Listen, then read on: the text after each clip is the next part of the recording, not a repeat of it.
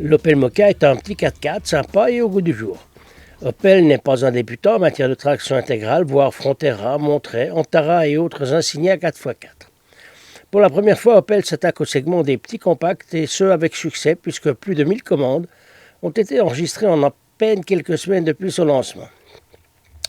Opel ne serait pas Opel s'il n'avait pas quelque chose de particulier à offrir dans ce segment. C'est ainsi que l'Opel Mokka dispose de l'éclairage adaptif et d'une caméra frontale en mesure de détecter les panneaux de circulation et les risques de collision. De plus, même la version d'entrée de gamme de 115 chevaux dispose du start and stop de série. Cette voiture de 4,28 m est une 5 places qui offre une assise légèrement élevée et un coffre à géométrie variable. Elle est disponible en 3 exécutions, Mokka, Enjoy et Cosmo.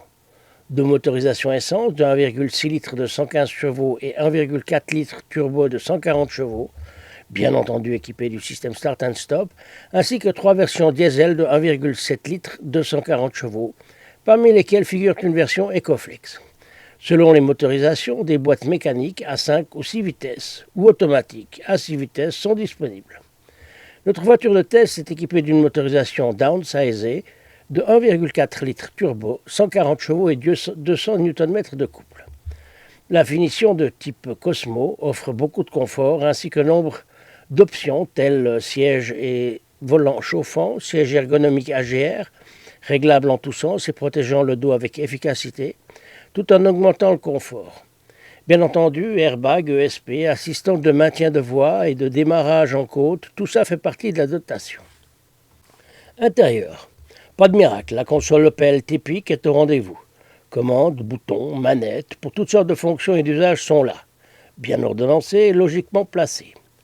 Le coffre offre siège baissé une capacité de 1372 litres.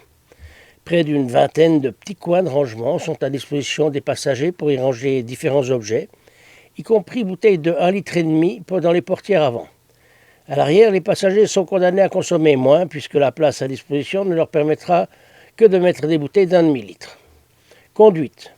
Notre 1,4 litre turbo est vif et presque sportif, si la carrosserie un peu haute ne se faisait remarquer lors d'une conduite un peu plus mouvementée. La boîte 6 est bonne et agréable et est aidée par un indicateur de rapport idéal qui vous aidera à améliorer votre consommation. Lors de notre test, la consommation s'est établie à 7,5 litres au 100, soit à peine un peu plus de 1,5 litre que les données constructeurs. Tarification. La Mokka en finition Mokka, d'ailleurs, est disponible à partir de 22 900 francs au catalogue. Quant à notre voiture de test, une version Cosmo de 140 chevaux, elle figure à 31 900 francs. Ce que nous avons aimé. L'assistance et les systèmes de sécurité dans cette classe et ce segment, les endroits de rangement et l'éclairage. Ce que nous avons moins aimé, comme d'habitude, la multitude de boutons et de manettes, la visibilité vers l'arrière et l'échancrure relativement étroite du haillon arrière.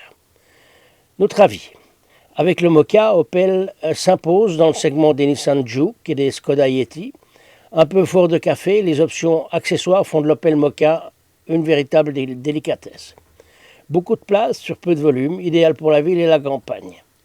Si nous avons pu vous intéresser, prenez donc maman et les enfants par la main et allez voir un concessionnaire, il se fera un plaisir de vous faire déguster un cappuccino en essayant l'Opel Mokka. Félix Clocard pour Rodin Motor, novembre 2012.